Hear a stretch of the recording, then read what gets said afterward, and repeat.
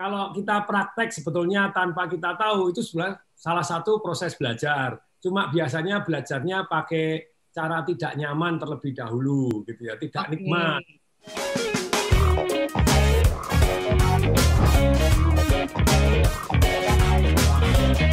Siap, kita mau belajar bersama-sama ya. Nah, banyak mungkin yang berpikir ya, Pak Tung, kalau berinvestasi itu ya itu hanya makanan atau hanya diperuntukkan bagi mereka yang udah punya usaha nih ya, kayak Pak Tung dan sebagainya. Gimana tanggapan Pak Tung dulu nih soal ini? Ya, jadi kalau investasi itu sebetulnya ada beberapa prinsip gitu ya. Jadi nomor satu, kalau investasi yang terbaik adalah bagi saya adalah investasi leher ke atas nih. Jadi dengan itu yang pertama ya.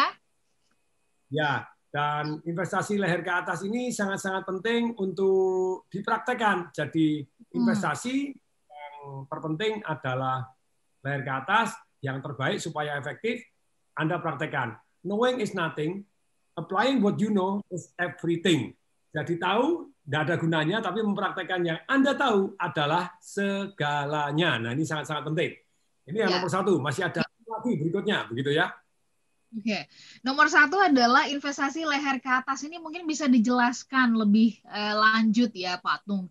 Investasi leher ke atas ini maksudnya apa sih? Karena banyak orang yang ketika bicara tentang kita belajar sesuatu, ya mendengar ilmu dan sebagainya, aduh apa sih, udahlah langsung aja praktek, nggak usah dengar-dengar teori, nggak usah bahas-bahas teori gitu ya. Padahal tadi Pak Tung mengatakan jauh lebih penting prakteknya dibandingkan cuma sekedar tahu. Tapi kalau nggak ada yang diketahui, apa yang mau dipraktekkan juga kan, begitu.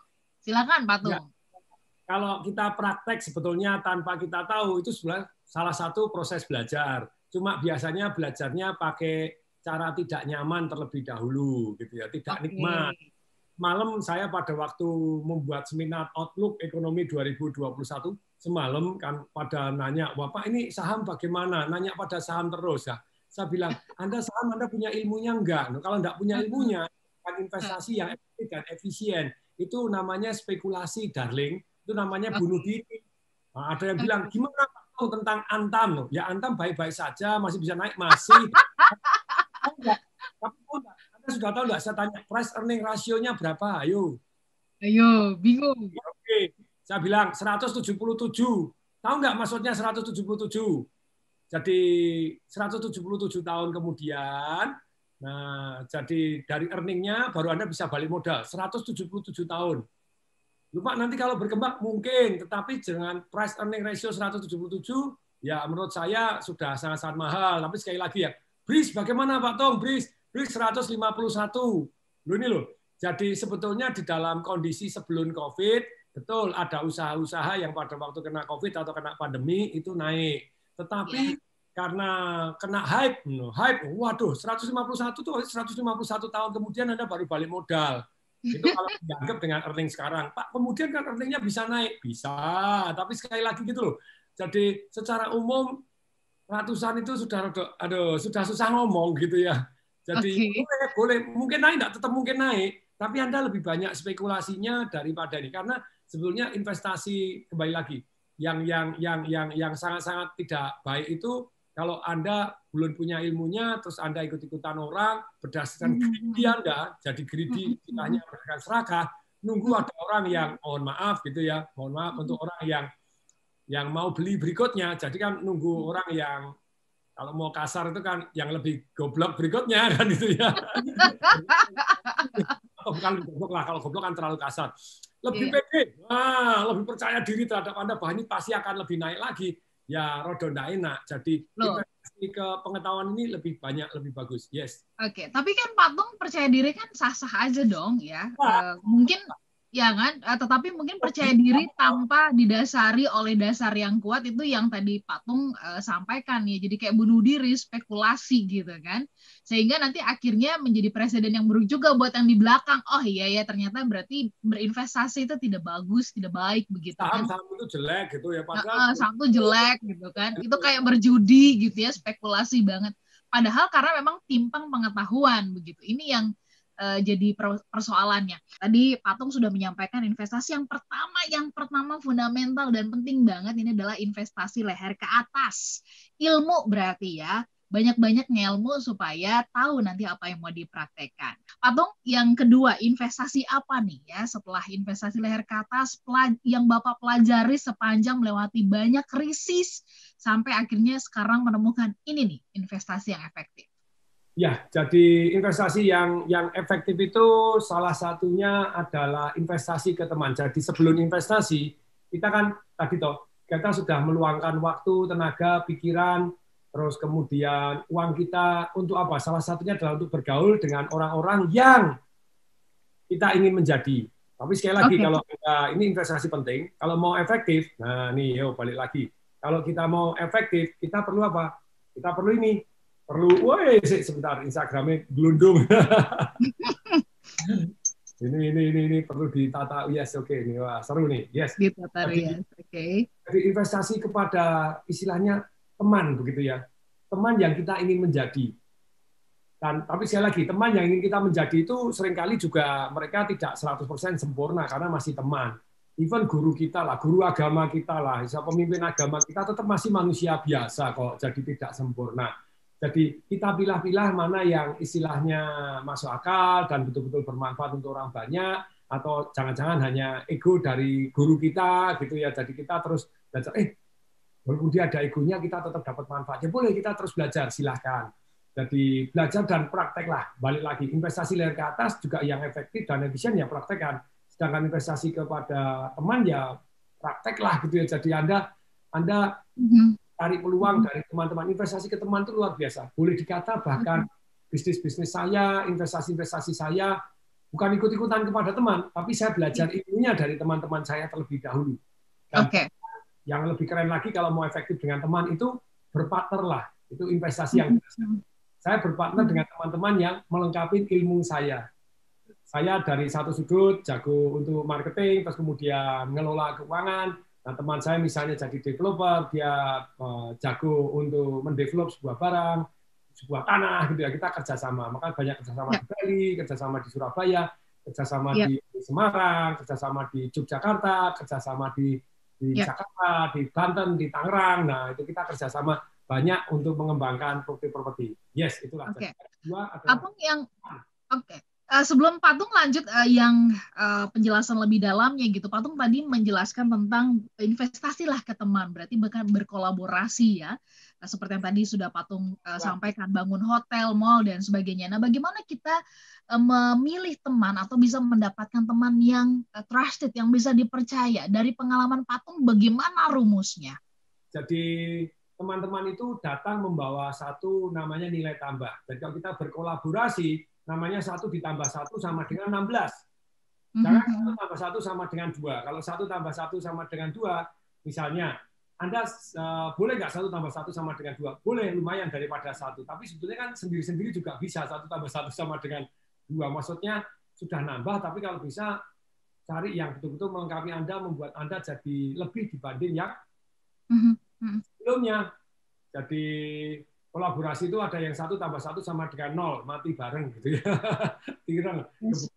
Nah, supaya lebih efektif dan lebih efisien, tentu saja dari awal ada perjanjian-perjanjian yang mengamankan situasi dan kondisi.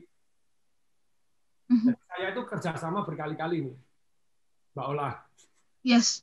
Jadi apapun untuk investasi, misalnya pernah ditawarin investasi di radio, wah di depan untung, laporan keuntungan untung. Begitu masuk laporan keuangan nggak pernah lapor sama sekali lah, itu kan jadi not fair enough gitu. Jadi tapi sekali lagi, jadi tentu saja perlu satu yang namanya benar-benar dua-dua punya itikat baik, punya komunikasi. Kalau mau kolaborasi yang efektif, itu sebetulnya nomor 1 adalah kita harus bisa sama-sama saling dipercaya. No trust, no kolaborasi. Tapi ada nomor setengahnya loh.